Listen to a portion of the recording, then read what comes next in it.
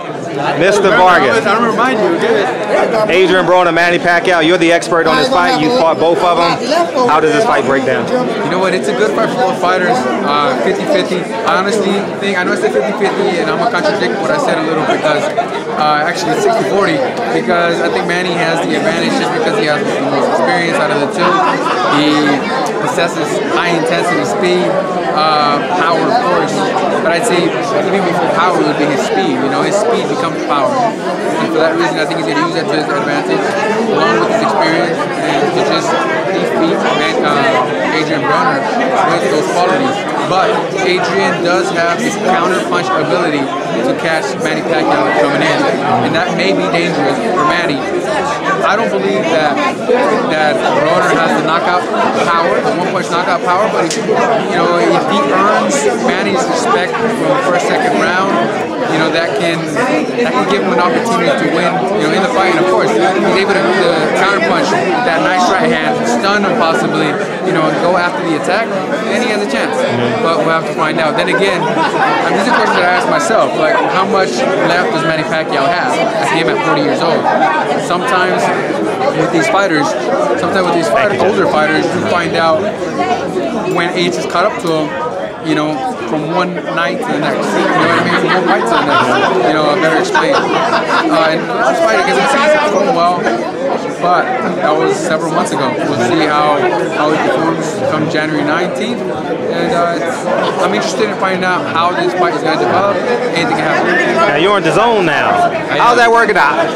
I've been giving them hell. Just so you know, I've been giving DAZN hell, obviously, like some media members here in America. But talk about your relationship with... Oh, no problem, man. I mean, we here on DAZN, we're trying to give you... We here? Okay, I like that. Okay. That's right. We are trying to give you the best fights possible. You know what I mean? Between Anthony Joshua and, of course, Wilder, they are trying to make that fight happen, believe it or not. It will happen. Give it some time. The sooner the better. Believe me, I'm one of the fans that... I mean, I know I'm involved in the sport, but I'm also a boxing fan. I enjoy what I do. I enjoy watching it, and I know information on all the fighters, and I know that they want to make that fight happen. It's just sometimes it takes some time, especially when you have two different promoters working, you know, and it could be tough. But I'm sure that the fight will be made after this Tyson Fury Wilder fight. That's going to be first, and then of course then we'll get to see it. We hope. And as for Canelo Alvarez, I mean, he just had his first comeback after the Triple G fight. You got to give him that. You know, he moved up to another weight division, conquered, and was able to become world champion in that division again, which is, I believe he's four-time world champion now. And you have Haymon, which is a young fighter coming up. You know, he should be put to the test very soon. Myself, which I'm always trying to perform at the highest level for all my fans. You know, I always want to know as that fan-friendly fighter that always comes to give it all just for them. That way, whenever you come to a Jesse Vargas fight, you say, damn, that was a fucking memorable night. Excuse my language. But yeah, that was a memorable night. That's what I want you to say. So that's what I work for. So my fight will be sometime in April. And we have fights coming up soon. I mean, Leonidas is fighting soon. We have a couple of great female fighters fighting. I mean, we just have Clarissa Shields on DAZN. So we have good fights coming up, you know. So just tune in, subscribe. The first month is free. Any month after that, it's only $9.99. You're going to be able to see Anthony Joshua's next worked on your sales pitch. Anthony Joshua's next fight, Canelo Alvarez's next fight, my next fight, among several others. Believe me, we have something good going on, and it's a good fight. Who was Eddie Hearn? Yeah. I've only interviewed him twice. I don't know him much. You know what? I'm sure you've got to see that he's a straight shooter. You know, he calls it out like it is. He gives you his perspective on things, his opinion, to the best of his ability. You know, while you know he's in the game. You know, he's in the game trying to make things happen. I have nothing but respect for him. I like the way he does business. I know him personally when it comes to business, so you know I have nothing bad to say about it. You were like the only second fighter to ever leave Al Haymon to go to another promotion company. I never left Al Haymon. Oh, he's still your advisor. Yes. Oh, he's still your. Al Haymon is my advisor. He is advising me on. Yeah, he is. Oh wow. Okay. Yeah, he's right behind me, making sure that we are taking the right steps along the way. I have nothing but respect for Al Haymon, Luca Valencia, Eddie Hearn. We're working together, making things happen. and I'm glad to be in the position that I'm in. You know, I'm advised by great people, and I'm looking forward to giving the fans, you know, what they want to see, great fights, and become a world champion again. I will become a world champion, I assure you, and I'm pursuing it now. I'm ranked #2 in the world by the WBC, WBA, by everyone, actually.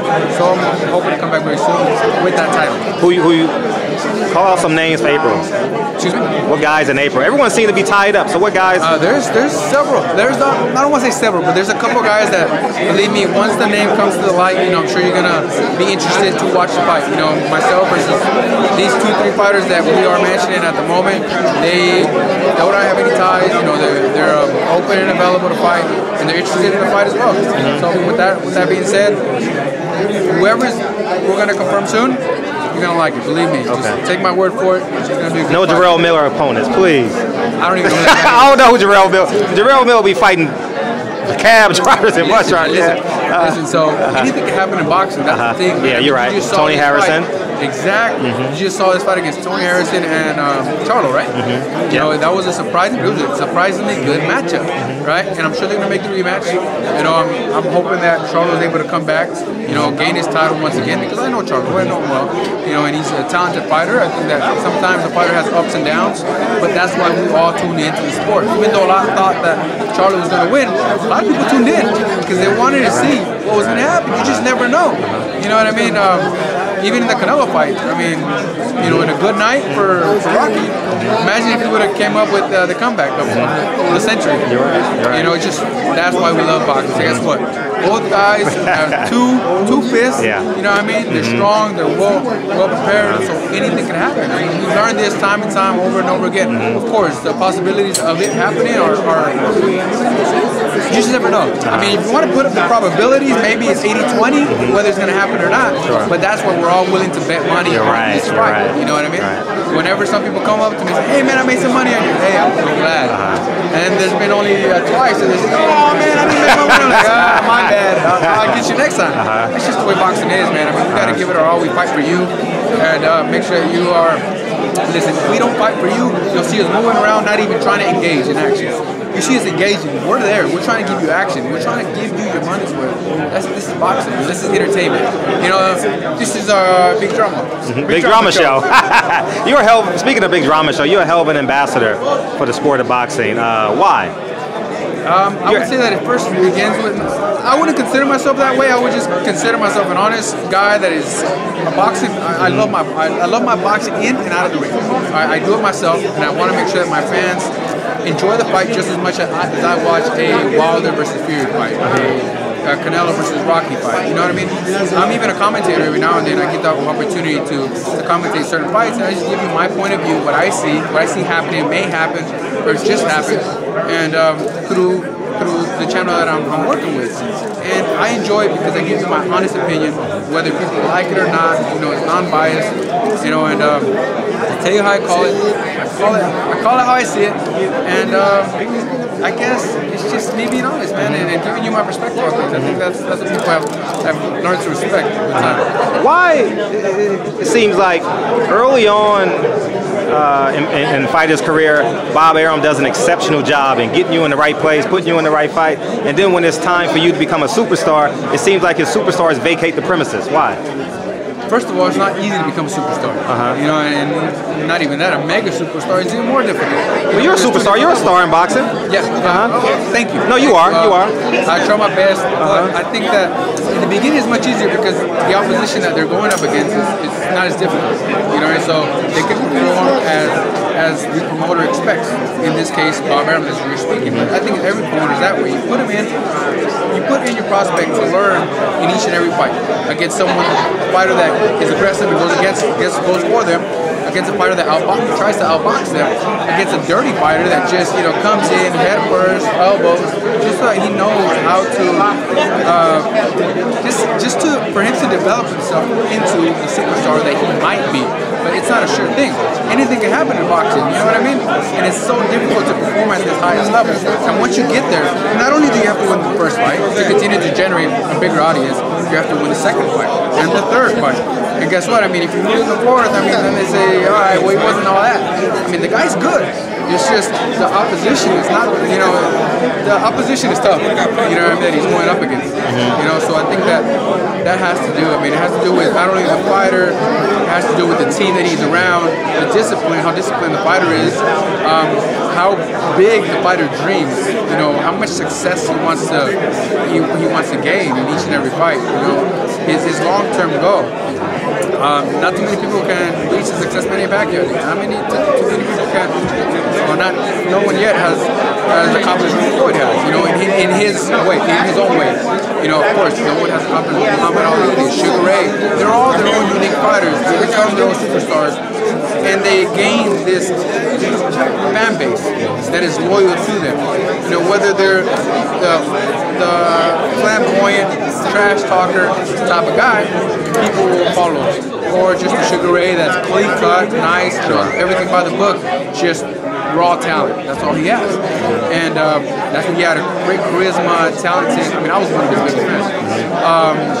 And he's now a commentator with DAZN. He's doing a fantastic job, which I love hearing him speak and hearing him analyze the fight, because you get to hear it from a perspective from someone that's actually doing it, did it himself, and he understands it to perfection. I mean, we need more fighters that are able to, that are intellectually sound, that can really use their expertise, you know, to something positive and something that will help the audience understand the fight game better. You know, because whenever a fighter, a former fighter, current fighter is explaining the fight, they explain it to their best knowledge, not only in the fight, but in training camp, what possibly may have occurred in his training camp, and why it would affect, why it would help him. You know, so there's so much to it. I think that more fighters need to just have themselves being involved a little more than just fighting. I think that you would agree, and a lot of us, that we want to see them do much more than just fighting, because they have the talent for it. Now, Mikey Garcia, Earl Spence, you moved up in weight to 147. How do you see that fight playing out? You know what? I knew Mikey. I know Mikey well. I just I don't want to say I don't believe in him, because I do. I know he's a talented fighter. Both fighters are very talented. As we said earlier, in order for them to be superstars, you need to put them against top opposition. You know, and for them to continue to surprise the fans, you know, with their performances. And I think the advantage would have to go to Earl Spence, just because he is the bigger man. It's common sense, you know. And Mikey Garcia, he's a smaller man, not only in height but in size as well. He's trying to bulk up. We've only seen him fight once at 140 pounds. Sergio Lipinets?